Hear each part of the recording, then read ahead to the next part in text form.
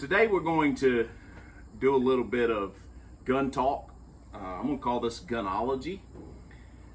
This is probably a good representation of my handgun collection, and we're going to talk about some of these guns individually.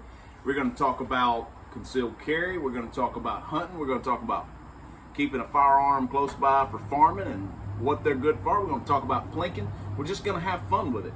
So I hope that you enjoy this video. If you have questions, be sure and ask in the comments. Definitely want you to go like, subscribe, hit the alert bell, do all those great things, share these videos, because we're trying to build a channel with some great content on it, and we hope that you will help us doing that. So here we go.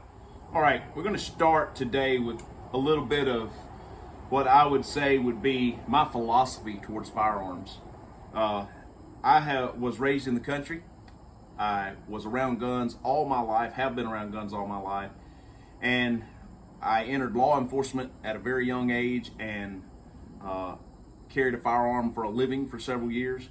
I am probably, well, let's just say there's very few times in my life where I'm not carrying a firearm, but I'm also a enthusiast of firearms. I love to just plink and shoot, and I like to handle them. I like to check out new firearms. There's a lot of different things that we enjoy, and it's not just me. My wife enjoys shooting. My kids enjoy shooting. They're all pretty good shots, and I enjoy that as a family activity. In philosophy of guns, the first thing that I want to say is a lot of people are just nervous when you start talking about guns, and a lot of those things are caused by misrepresentation in the media. Sometimes it is horribly misunderstood how firearms work, and Hollywood has done a terrific job of ruining the way you're supposed to really use a firearm. So we're going to address some of those things. There will be things that I can't touch on. There's things I don't know. I am a firearms instructor. I've been through the schooling for that. I have not come to a place where I think I know it all, but I do want to share some things with you that I think are interesting. One thing that I want to say right off the bat is we see a lot of things in the media. We see a lot of things in Hollywood where they talk about firearm accidents. I do believe that there may be a place where a firearm accident occurs, but most of the time it is negligence. It is not an accident.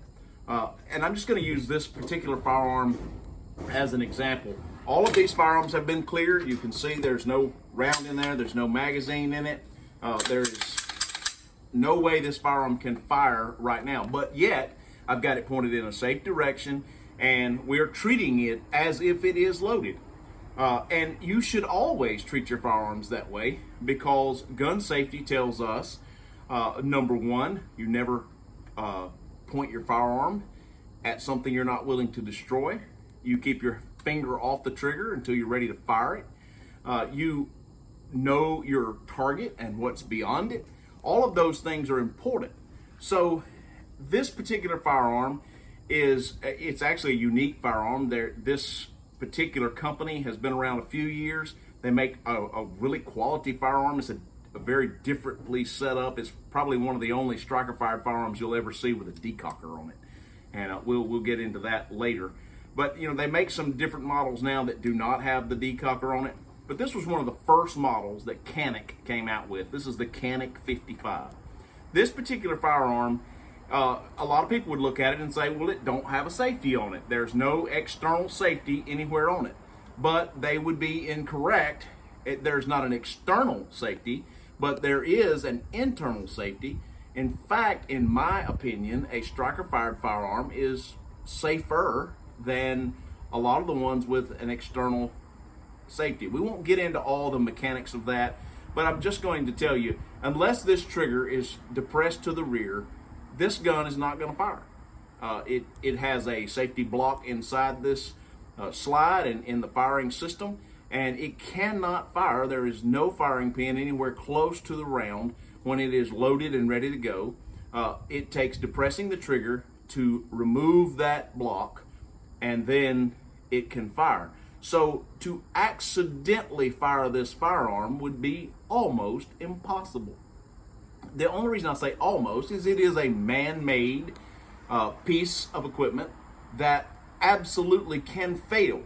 That is why we have safety rules, and we have guidelines that we go by. So one thing that you see a lot in Hollywood is when they are running into rooms or running across. I remember one particular episode of Walker, Texas Ranger. He's carrying a Beretta 92, I believe, and he's running across the field, and his finger is inside the trigger guard the whole time he's running. Someone who's trained in law enforcement would not do that. Someone who has been trained on firearms knows better than to do that. You don't place your finger inside the trigger guard or on the trigger until you're ready to fire. Running across the field is not a time to be ready to fire, unless you are under fire, and at that point you would point the weapon at the threat and engage. Some of the things of my personal philosophy that I would like to share with you is this. Number one, I carry a firearm all the time, as I've already told you. But I don't carry a firearm, number one, because I am afraid that something is going to happen. I don't carry a firearm because I live in a bad neighborhood. I carry a firearm, first and foremost, for the protection of myself and my family, and even those people who may not carry a firearm or may be victims of some type of crime. I do believe that you should get training with your firearm. But at the same time, I'm not going to tell you that I am against you owning a firearm if you do not have training. I believe you should learn your firearm and know how it works and understand the safety rules and all those kinds of things. But the reason that I say that is because we have a Second Amendment right to defend ourselves. We can even find a case for self-defense in Scripture. So we're not going to argue whether or not that firearms should be regulated or should be outlawed or anything like that. I'm just totally not going to have that conversation because it's not a conversation that even makes sense to me. If you want to debate that, find someone who's willing to debate it. I'm just locked in on my position. At the same time, I don't think just because you carry a firearm that you're suddenly bulletproof or that you're suddenly the police or suddenly you can do what you would like. I think you should, scripturally and lawfully, you should obey the laws of your land. You should obey the laws to the best of your ability.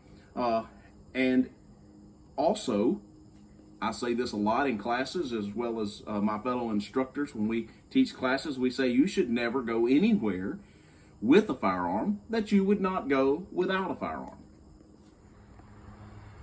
Someone in the past, it may have been Jeff Cooper, I don't remember who it was, but someone said that the first rule of a gunfight is to have a gun. Well, I hope you are never in a gunfight. I hope that I am not in a gunfight. However, if I am ever in that situation where I have to defend myself or my family or someone who is an innocent victim, I want to be prepared. I've said this many times, and I hope it comes across clearly to you. I do not carry a firearm because of the probability of having to use it. I carry a firearm because of the possibility.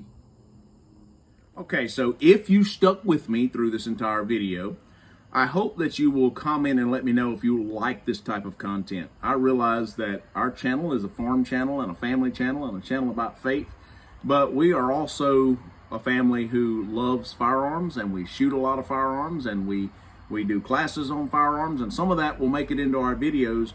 But if you like these type of reviews, or you want to review some of these firearms in further detail, you want to see some rifles, you want to see whatever, if you would let us know, we would be glad to put some things together. Any questions you have about these, I will do my best to answer them. Just put it in the comments. One thing I just want to really say about concealed carry before we finish this video is this.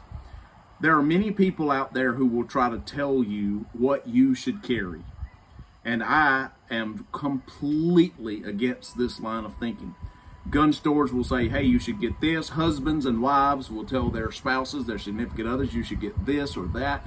The truth is, you should get what fits you. And if you have the opportunity to either go to a place that will allow you to fire a firearm like you are considering, or you know someone who already owns one like you are considering, then you should fire that firearm and see if it is something that fits you. Because the worst thing in the world you can do in the concealed carry world is go buy a firearm, not like it, and not carry it, and not have it when it matters most.